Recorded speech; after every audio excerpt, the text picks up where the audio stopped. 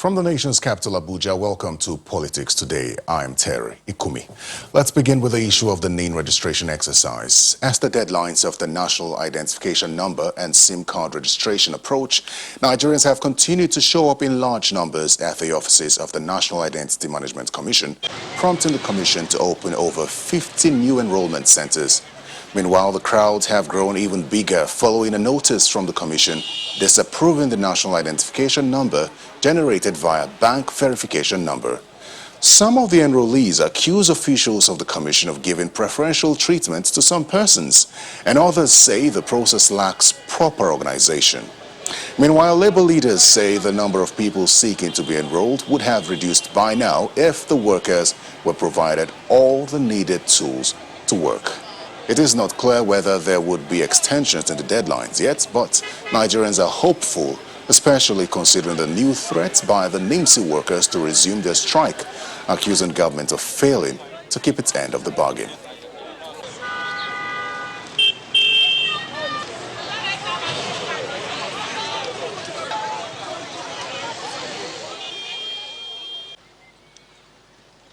Now to our major conversation today, the Armed Forces Remembrance Day. We remember our fallen heroes and veterans who gave their all to defend the nation's peace and sovereignty. President Muhammadu Buhari and the service chiefs were present to pay their respect at the Eagle Square, where the ceremony held. Also present were Vice President Yemi Osinbajo, President of the Senate Ahmed Lawan, Speaker of the House of Representatives Femi Gbajabiamila, and the Chief Justice of the Federation Tanko Muhammad.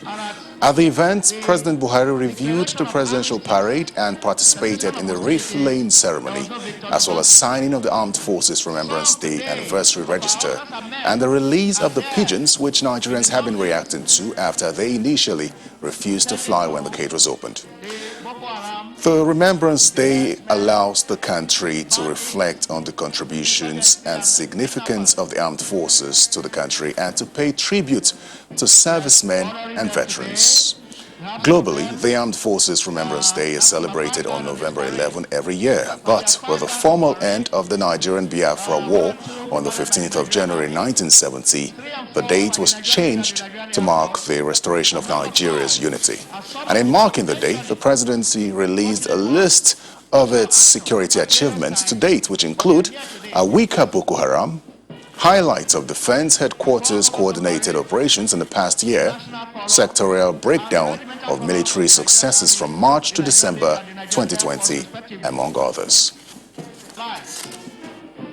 The First and Second World Wars, the continental campaigns, sub-regional campaigns, peacekeeping missions, the 30-month civil strife that engulfed our great nation Nigeria between 1967 and 1970, and at the declaration of armistice, cessation of hostilities, there was no victor, no vanquished. Some today of our officers and men are there in the northeast attending to the Boko Haram, the herdsmen, the bandits, insurgency and kidnappers. We are honoring them today. We have some of them. That's number 5 guard on this parade. So there are 5 guards on parade. 1 and 2 provided by the Nigerian Army. 3 and 4 by the Nigerian Navy and the Nigerian Air Force. And number 5 are some of the providentially fortunate ones who saw action at various times, but they are here today in person. Some of the key priority areas we will direct our attention and strength to include re-energizing and reorganizing the security apparatus and personnel of the armed forces and the police with a view to enhance their capacity to engage, push back, and dismantle the operations of both internal and external extremists and criminal groups waging war against our communities in some parts of the country.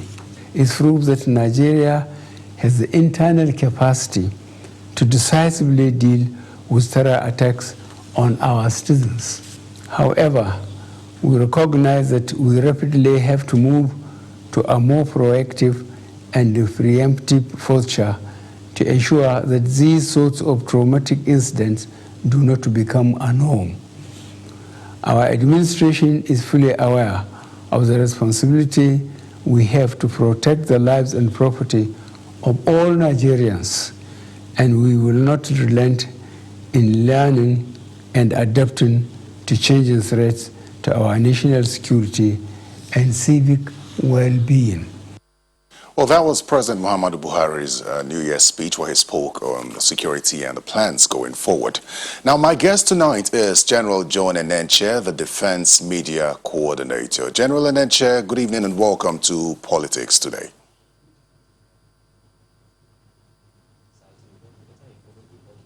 I'm hearing. Thank you. Can you hear me, General? I'm happy to be on your Very well program. then. So as we commemorate the 2021 Armed Forces Remembrance Day now, talk to me as what does this mean to you as a soldier? Yes, as a soldier, it means a lot in the sense that our efforts is being recognized and at the same time being celebrated. So if our fallen heroes are honored like this, it's a great motivation to every soldier to continue to fight and defend Nigeria with even his life. So it means a great deal to us. All right, General, the labors of our heroes past will not be in vain. That's what we say every time we celebrate something like this. Could you talk to us about some of the changes or improvements that were made in the past 1 year within the armed forces that form parts of the success story? Yes, the changes that were made in the last 1 year that has formed our success story is the Northeast is still in focus, particularly because of the great and progressive moves we have had there. Talking about the situation as it were in the past, if you rate them year by year, just like the governor of Borno State confirmed that, look, it is far, far better than as it were. So you could say that now that completely one can confidently say that no inch of the Northeast is being administered by the insurgents and terrorists, I think it's a great deal. And now what we call isolated attacks here and there on the civil soft targets has been reduced dramatically and then drastically. So with all this in place, and then IDPs are moving back to their localities, their locations, their homelands, is a great deal for us. So for us, it is a great improvement. Then if you talk about the banditry in the Northwest and parts of the North Central, that we are taking the center stage before it came to the limelight.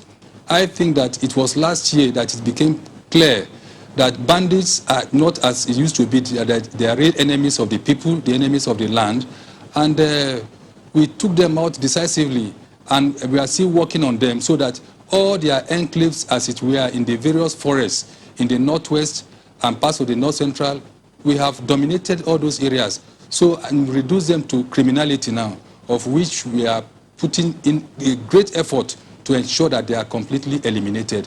So by and large, if you look at that from that perspective, we have achieved a great deal. Then you talk about the southern part of the country, southwest, southeast, where our economic interest has been seriously defended and protected from vandals and then saboteurs.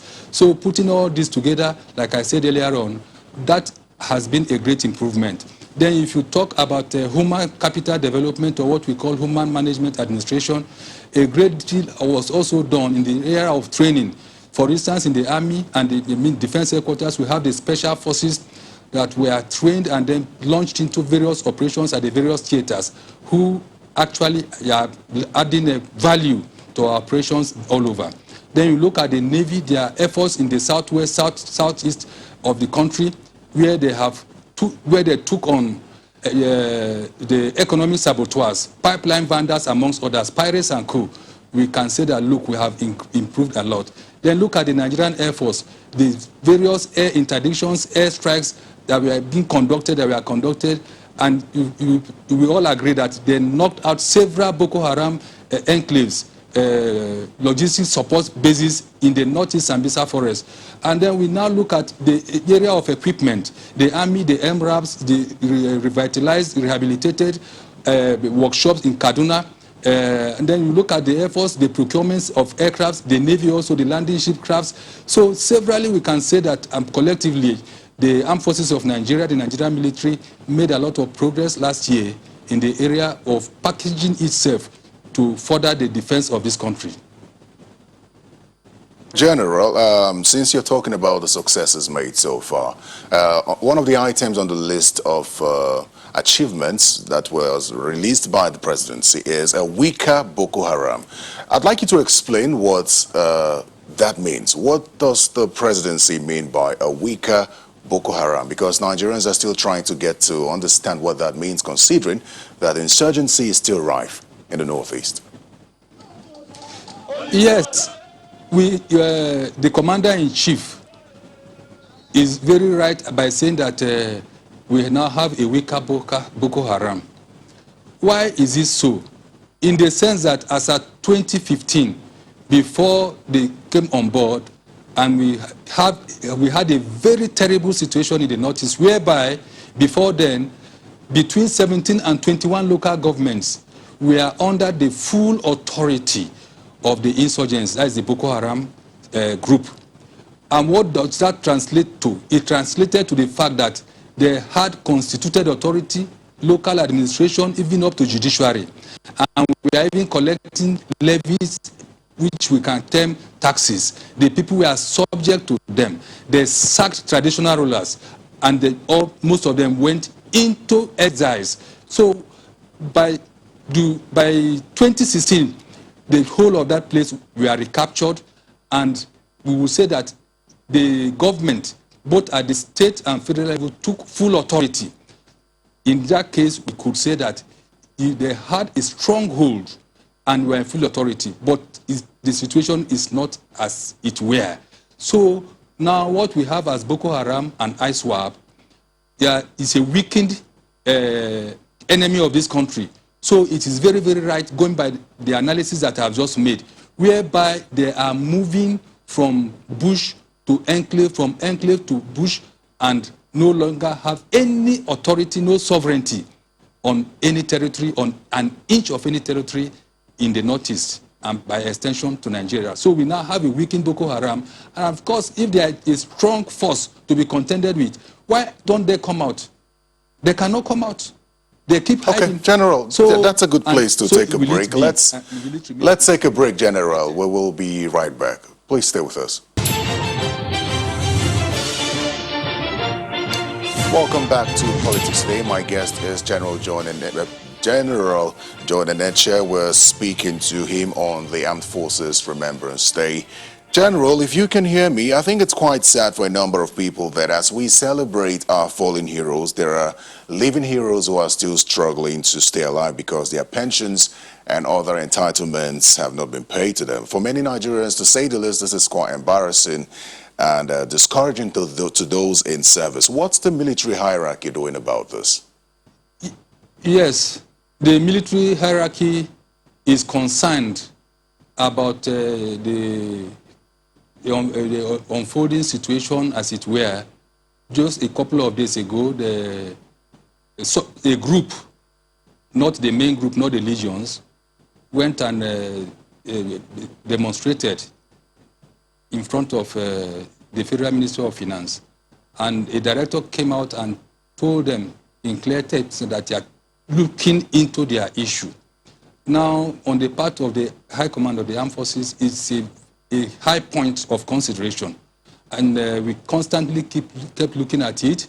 Now, for instance, those in the service, they have been made to understand fully the terms and conditions of service. And by and large, the Military Pensions Board is being empowered, to be able to collate and harness the information they need so that as you are leaving your entitlement is paid almost immediately. So it is not that the armed forces or the high command sleeps about it. It's something that is a priority consideration. In line with that, we will recall that the Honorable Minister of Defense set up a committee which is currently working to ensure that their grievances or their observations are looked into. So this is a high priority for us in the armed forces of Nigeria to look at the welfare of our veterans and project for those who are going to lose, because it's an everyday affair. Every day that people disengage from the service, either length of service or year of service or whatever, and you go. So it's a bridge that every one of us must cross. Everyone that's serving now must cross that bridge, and we know that we cannot overlook it. So it's a serious consideration, always kept in focus by the leadership of the armed forces of Nigeria. Another thing that is of much importance, especially considering boosting the morale of the troops, is the widows of the fallen soldiers. How are you handling the welfare of the widows of fallen soldiers? Of course, I am aware that not even the widows alone, the families of the fallen soldiers, they are adequately catered for, but I know that there are complaints here and there about documentation, particularly in the area of paying the insurance for those who have fallen. And that has been taken up, as it were, even at the federal government level, because the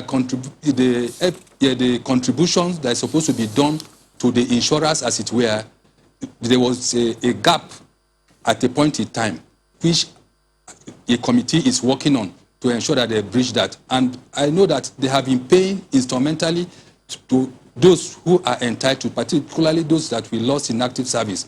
Then at the barracks level, the various services have programs in place for the widows of the fallen heroes. I know of DEPO, Defense Officers Wife Association, Nigerian Army Officers Wife Association, even the Navy and then the Air Force. They do that to cater for them as long as they remain with us in the barracks. Okay, now, just to bring this to your concern, there are worries about interagency collaborations. Many have said, particularly, that the Army and the Air Force don't seem to be working in good collaboration, and that could be one of the reasons why we keep losing ground troops. I don't know if there are new plans in place to make sure that that doesn't happen. Well, I will say that probably it is a perception of the general public, but in reality, it is not so. Why am I saying so? Before the commencement of the directorate that I'm coordinating now, Directorate of Media Operations, we used to give our update, our strategic communication or relationship with the public on service basis. So it appeared as if Army was working on its own, Air Force was working on its own, Navy was working on its own. Now, the Armed Forces High Command came up and said, look, let us be speaking with one voice and collating our activities with one voice, because we work together. They will plan operation together, execute together, but it will be voiced towards through the various services. So I believe, or we believe, that was what created that impression in the minds of the general public. Otherwise, any operation as we conduct now are normally planned jointly. You have the land component commander, the maritime component commander. Even in the northeast, we have them there. In the northwest, where there is no obvious future of maritime, we still have them. So, and then now they have the air component commander. All of them will sit down together, look at the information, the battle estimate, the war estimate, the conflict estimate, and then come up with their inputs. And then they will now package it together and then come up with their operational plan, and then give it the campaign plan, and then give it to the operational commander or the force commander or the group commander or whatever, or the task force commander, as it were. So we work together. For instance, when the Army is going for any operation, clearance operation, the Air Force provide the air cover, And then, for instance, if an Air Force is going to take out a situation, now the Army will now provide the blocking positions. So in that case, they work together. We have the ground-to-air radio, the air-to-ground radio that they communicate with themselves. The same thing with the maritime environment. So we are working together. Okay, General. That is going by our training. General Enenche. Actually, we are doing... It's all right. Just as we wind down, it's in the next 1 year we will be gathered here again to celebrate. Can you hear me? In the next 1 year we'll be gathered here again to celebrate the Armed Forces Remembrance Day. What's the target for the Armed Forces within the next 1 year? You, Terry. Yes, the target for us is to ensure that the insurgency terrorism in the Northeast is eliminated. In the same way with the Northwest, banditry and the related crimes we hope to eradicate it from that zone. Then talking about the North Central, we are now looking at a situation whereby we get maximum cooperation and then we knock off the issue of herders and farmers clashes that is uppermost in that place. About the South-South and Southwest, we are looking at a situation whereby we collaborate more. The populace collaborate more, giving us information about economic saboteurs, that it will be drastically reduced to the barest minimum, if not eliminated.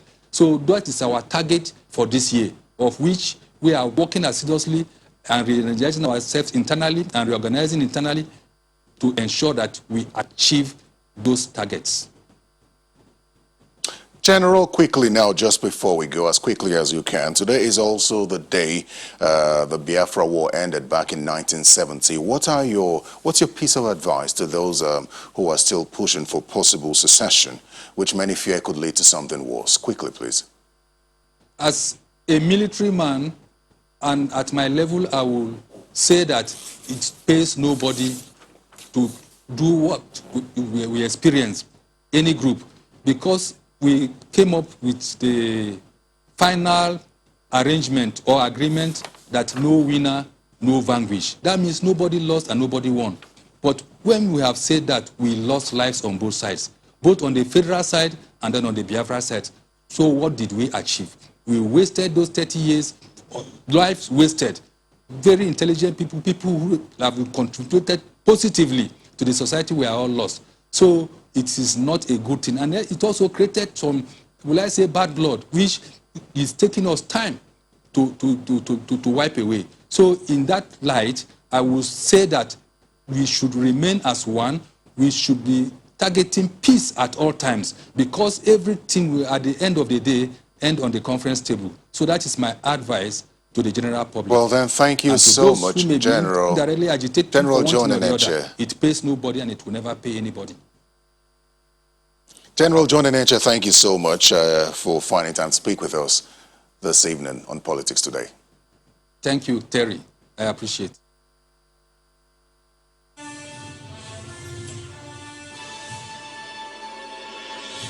Well, that's Politics Today. Thank you so much for your time. Remember to say a prayer for our troops and enjoy your weekend. I'm Terry Ukumi. Good night.